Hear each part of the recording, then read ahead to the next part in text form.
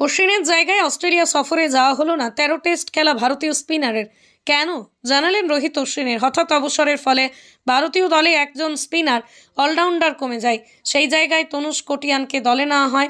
তাকে দলে নেওয়ার কারণও জানালেন রোহিত শর্মা। বর্ডার গাওস্কর ট্রফির মাঝপথে অবসর নেন রবিচন্দ্রন অশ্বিন। তাঁর হঠাৎ অবসরের ফলে ভারতীয় দলে একজন স্পিনার অলরাউন্ডার কমে যায়। সেই জায়গায় তনুষ কোটিয়ানকে দলে নেওয়া হয়। তাকেই দলে নেওয়ার কারণও জানালেন রোহিত শর্মা। মুম্বাইয়ের স্পিনার ভারতের হয়ে এর আগে খেলেননি। হঠাৎ করে তনুষকে দলে নেওয়ায় অবাক হয়েছিলেন অনেকেই।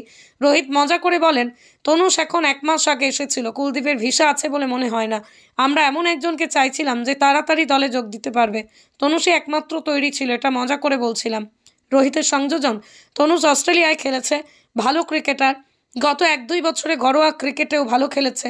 আমরা সত্যিই দলে একজন বাড়তি স্পিনার চাইছিলাম। সিডনিতে দুজন স্পিনার খেলানোর দরকার হতে পারে। ২৬ বছরের তনুষ মুম্বাইয়ের হয়ে খেলেন। অশ্বিনের জায়গায় অস্ট্রেলিয়া সফরে যাওয়া হলো না ১৩ টেস্ট খেলা ভারতীয় স্পিনারের। কেন জানালেন রোহিত অশ্বিনের। হঠাৎ অবসরের ফলে ভারতীয় দলে একজন স্পিনার অলরাউন্ডার কমে যায়। সেই জায়গায় তনুষ কোটিয়ানকে দলে নেওয়া হয়। তাকে দলে নেওয়ার কারণও জানালেন রোহিত শর্মা। বর্ডার গাওস্কর ট্রফির মাঝপথে অবসর নেন রবিচন্দ্রন অশ্বিন। তাঁর হঠাৎ অবসরের ফলে ভারতীয় দলে একজন স্পিনার অলরাউন্ডার কমে যায়। সেই জায়গায় তনুষ কোটিয়ানকে দলে নেওয়া হয়। তাকেই দলে নেওয়ার কারণও জানালেন রোহিত শর্মা। মুম্বাইয়ের স্পিনার ভারতের হয়ে এর আগে খেলেননি। হঠাৎ করে তনুষকে দলে নেওয়ায় অবাক হয়েছিলেন অনেকেই। রোহিত মজা করে বলেন, তনুষ এখন ১ মাস আগে এসেছিল। কুলদীপের ভিসা আছে বলে মনে হয় না। আমরা এমন একজনকে চাইছিলাম যে তাড়াতাড়ি দলে যোগ দিতে পারবে। তনুষই একমাত্র তৈরি ছিল, এটা মজা করে বলছিলাম।